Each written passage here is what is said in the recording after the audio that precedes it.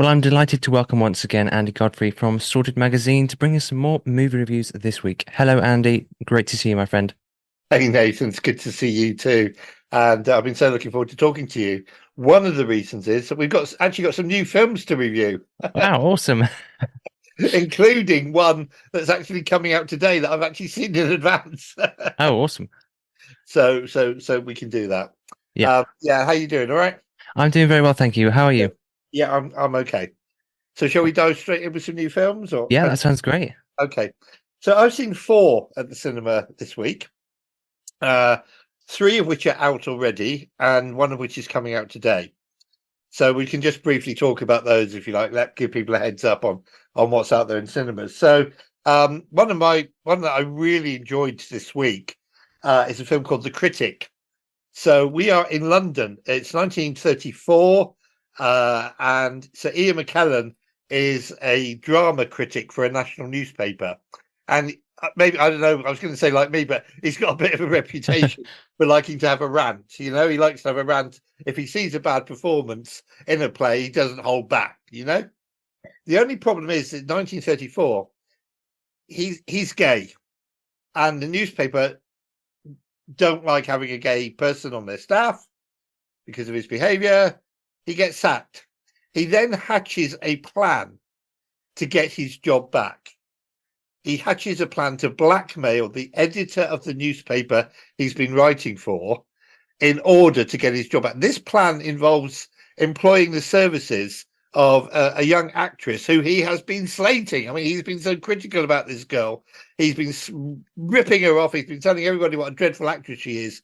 But suddenly he needs her for this particular plan that he's hatched in order to blackmail the editor of the newspaper. Now, this is really, really good. This is really good. I mean, just put the gay stuff aside for 1 minute. This is a really good plot. This is a really good story. This is a really good thriller set in the West End of London, in the dramatic world of theatre. I really enjoyed it. I mean, Ian McKellen, as we know, was born to play Gandalf in Lord of Yeah, the Rings. He was born for that role, wasn't he, really? absolutely. Um, and he is born to play this role. I mean, a lovey-dovey theatre critic, you know, who is outspoken. He is absolutely brilliant. Gemma Arterton is the actress that he's been slating off, but now he needs her help in order to for this plot, which I don't want to talk about the plot because it would be a plot spoiler, quite literally. And she is excellent as well. And Gemma Arterton is a great actress. She's been in some really good films. I've actually met Ian McKellen. Oh, He came to Milton Keynes with Patrick Stewart, and they did a play called Waiting for Godot, and I went to the stage door, and I was able to have quite a good chat with Sir Ian McKellen and Patrick Stewart, and I've got the program framed on the wall behind me in the room where I'm sitting that he signed. Lovely, lovely guy, great actor. The Critic is, I think, worth seeing. Most critics I've read have loved it, so that's really good. Even better, even better is a film called Lee, which is a Sky original and which is showing in cinemas at the moment. So, Lee is a story of a woman photographer at the end of the Second World War. Her name was Lee Miller. She was an American living in London. She was taking photographs for Vogue magazine, and she said, "I'm going to go out." Despite being a woman, despite the fact that I'm actually not allowed officially to do this, I'm going to go out to the front line and I'm going to take photographs to show people what's really going on. And this brave woman, she actually not only she got out onto the front line just as the war was coming to an end, and she was taking pictures of, for example, on one, she was actually able to get into Hitler's home, and she actually took a picture of it, had a picture taken of herself in Hitler's bathtub because Hitler is now dead. He's committed suicide. And she was also one of the first women to get into the concentration camps. She was in Belsen and a few other concentration camps. Horrified, of course, by what she saw. You know, they found bodies piled up in trains. They found bodies piled up in gas chambers.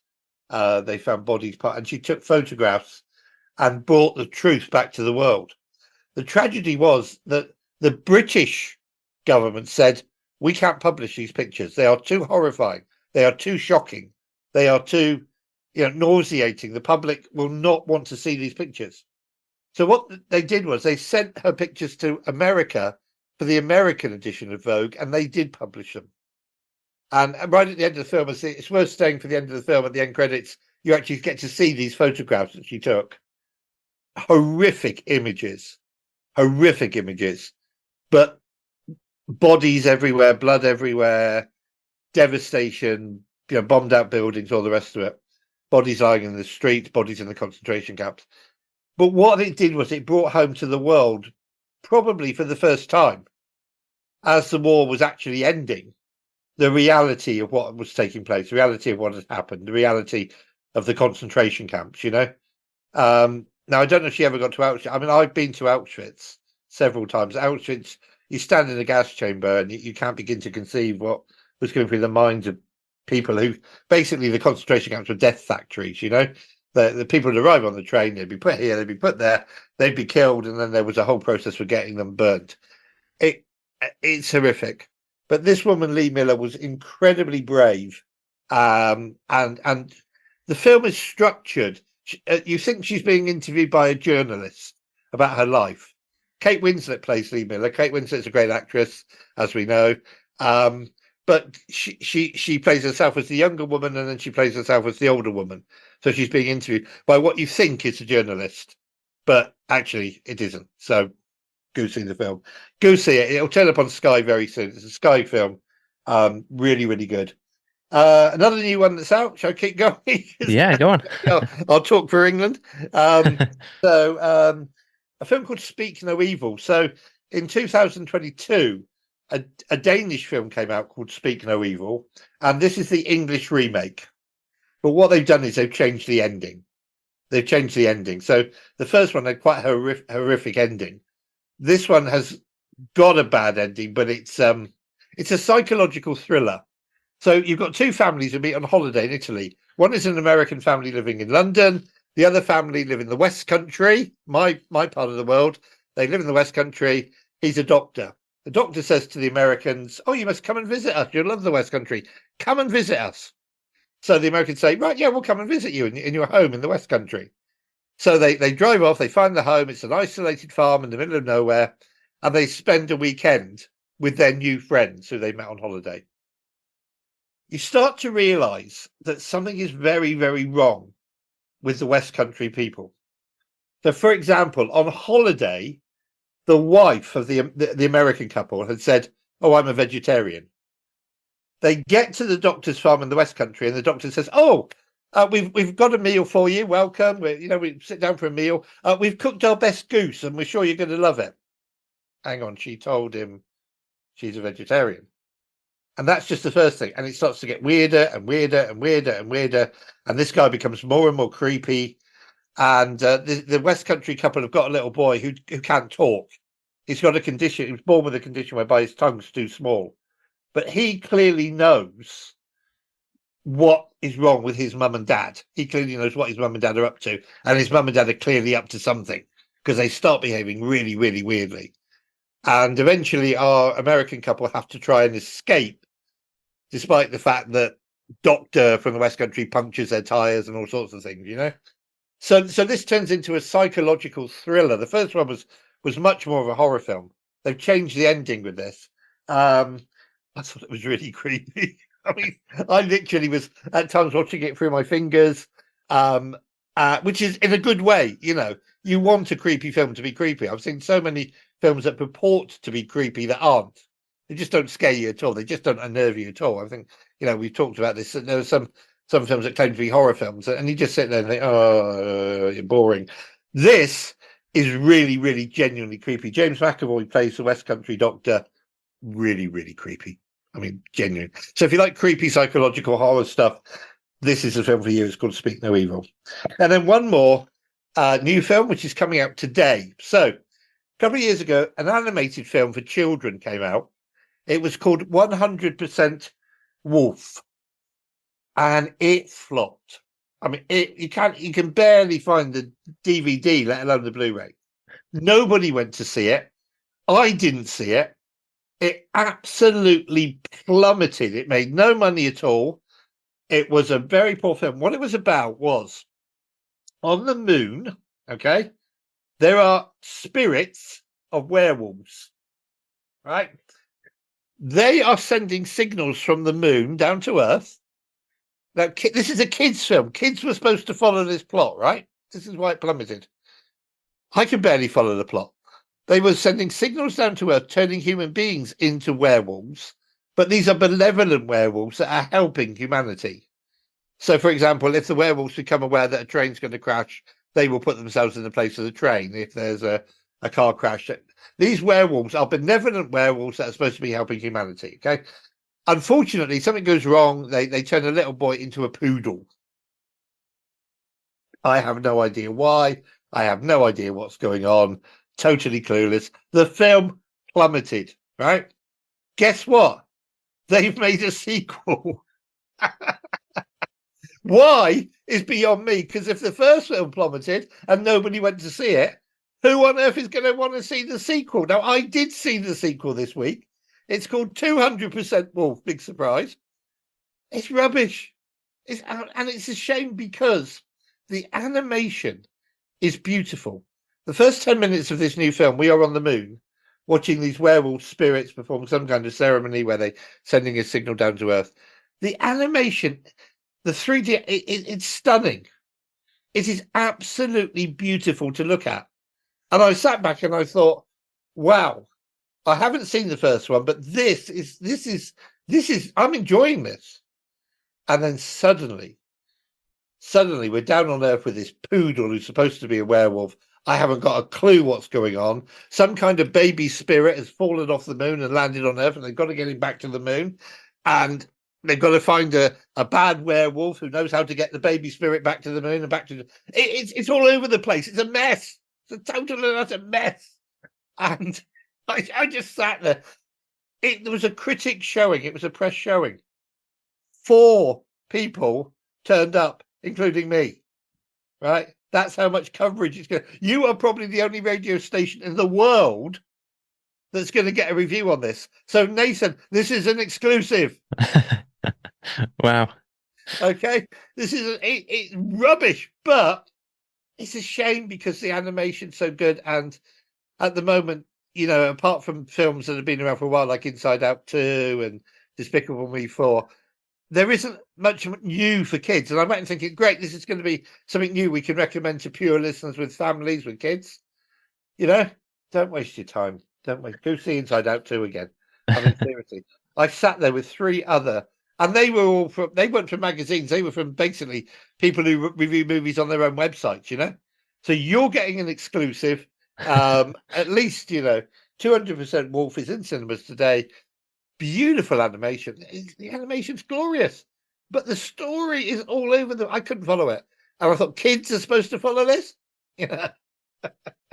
So those are the new films, anyway. Awesome. Well, thanks, Andy.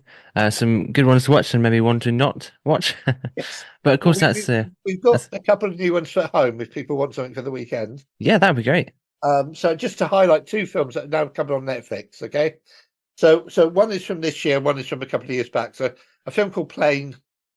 So this stars Gerald Butler, who is a pilot of a plane. And the film's called Plane.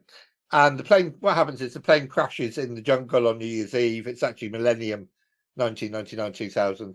Plane crashes in the jungle.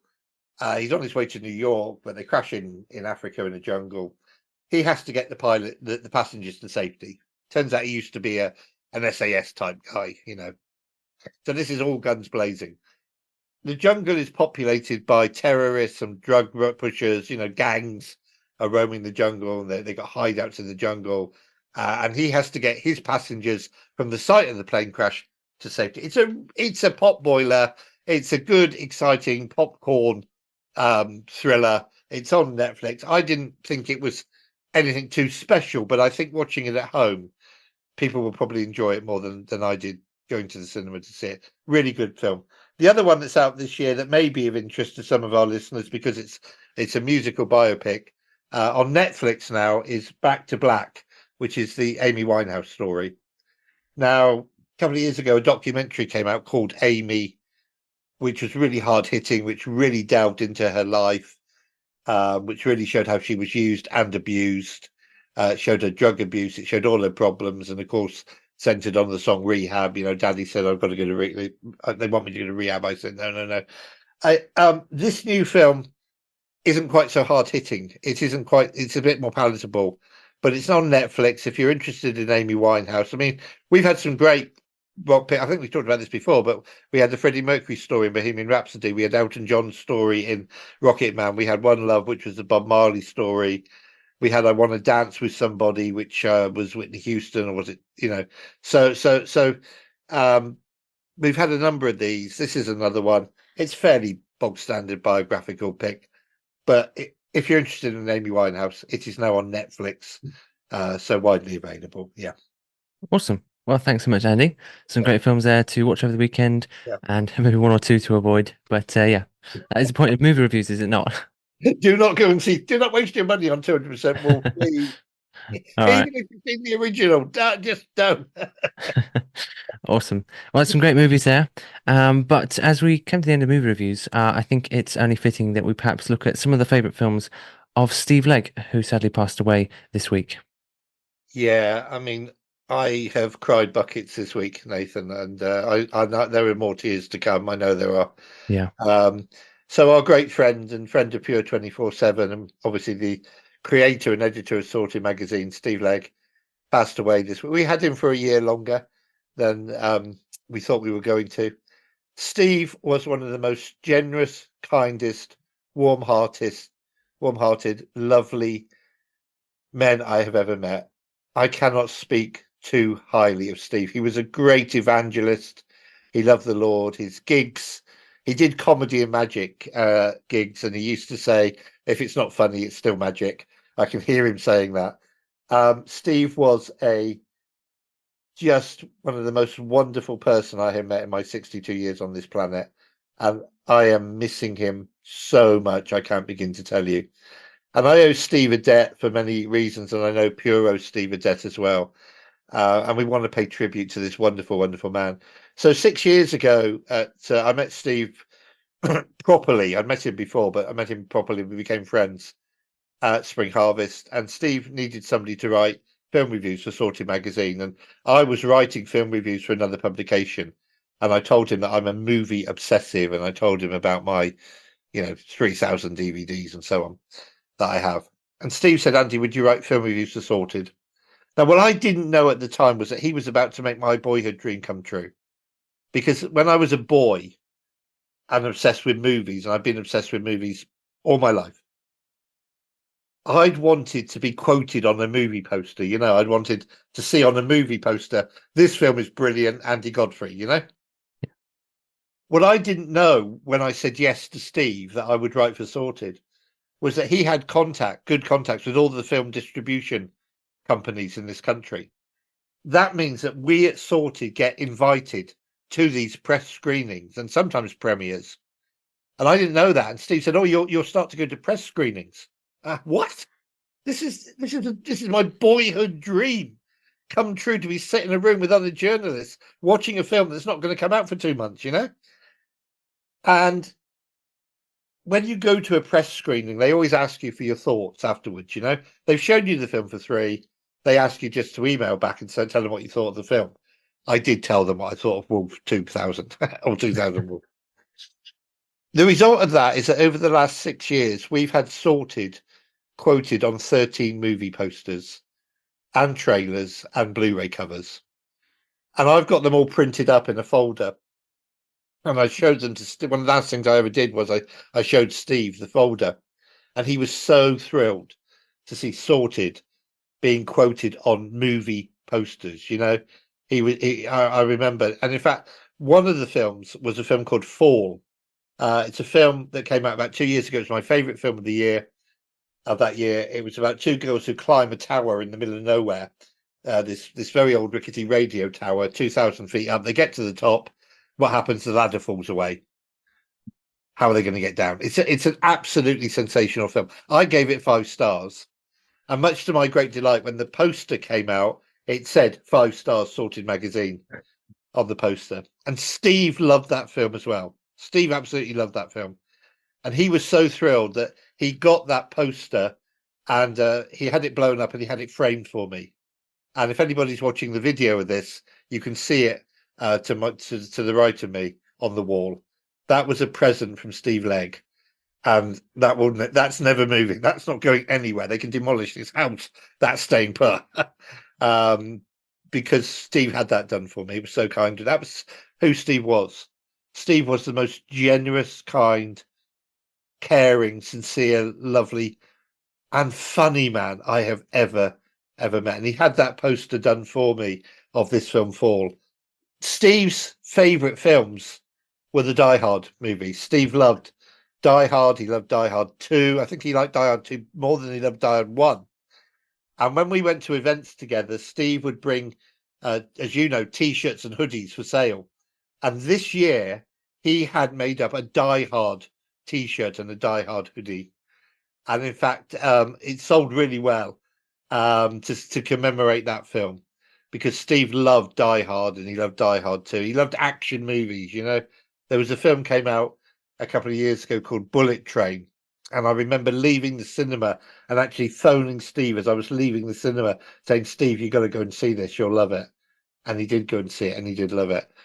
I don't know what else to say about Steve. I mean, Steve was just. There are many, many people in heaven who I hope he's meeting right now, who were there because Steve told them about Jesus, who wouldn't have been there if Steve hadn't told them about Jesus. Heaven has become a funnier place. I mean, in my obituary, I said that Steve, my friend, do what you do best with the angels and the good Lord. Tell them some jokes. Heaven's become a much funnier place. I mean, Steve was hilarious. I think my favourite Steve Legg line of all was he would stand on stage and he would say, "I used to do a lot of work in prisons," and he'd point at a random guy in the audience and say, "Good to see you again, sir." you know, and I love Steve. I love Steve dearly. I know you guys did at Pure. Yeah. He was loved at the Gathering. He was loved at Spring Harvest. He was loved at New Wine. He was loved by the many churches all around the world. He travelled over 1,000,000 miles because he would keep a record, which is, incredible. I've travelled a bit. I've travelled to Kazakhstan and back, in Nicaragua and a few places. I haven't kept a record of how many miles. Steve kept a record. Steve travelled over 1,000,000 miles telling people about Jesus, And so now all of our thoughts and our love and our prayers must turn to Becca, his wonderful wife. I mean, Becca has just been incredible through Steve's illness, through the whole time he's been diagnosed. I mean, she first spotted the melanoma, the little bit of cancer on his foot, and set this whole thing in motion. All our love, thoughts, and prayers must turn to Becca, to the girls. Steve lived an extra year longer than he should have done. He got to see his granddaughter born, which was fantastic. He got to help you guys at Pure. He got to help me launch my book. If anybody's got my book, he wrote the foreword. I'm working on a sequel. It's obviously, there is no doubt about it, it's going to be dedicated to Steve. Keep an eye open for the next Sorted, because obviously, you will see Steve just on, Sorted with Steve's baby. So Steve's favourite films were the Die Hard films, and in fact, I am planning this evening just to put my feet up and watch Die Hard 1 and Die Hard 2. As a kind of tribute to Steve, because he was just. But I mean, what else can we say, Nathan? He was Steve Legg, and he was just the most wonderful friend. He would text me out of the blue some days and just say, "Hi, buddy, how you doing?" Maybe I hadn't heard from him for a couple of days or a week. Suddenly, a text would arrive out of the blue. He cared. He loved. He was most brilliant. I mean, I'm an evangelist. I've been preaching for 50 years, just under 50 years. Steve was the most brilliant communicator. He had certain standards, I mean, the books and the magazines. You were with us at the Gathering, where we had books and magazines on the table. They had to be piled in a certain way. They had to be dead straight. He said he was very fussy, and he was. The T-shirts that we were selling all had to be folded in a particular way, and if they weren't, he would come around and refold them, But that was just Steve, and he was a brilliant communicator, brilliant magician, absolutely incredible. Member of the Magic Circle, film critic as well. He loved his movies, and of course, above and beyond anything else, he loved his family and his Lord, and he's with his Lord now. And I look forward to seeing him again one day. And I hope and pray that he is meeting all those people that are in heaven who wouldn't have been there if it wasn't for him, perhaps, So God bless you, Becca, if you hear this, and the family. All our love, thoughts, and prayers are with you. And we miss Steve, but you're missing him more.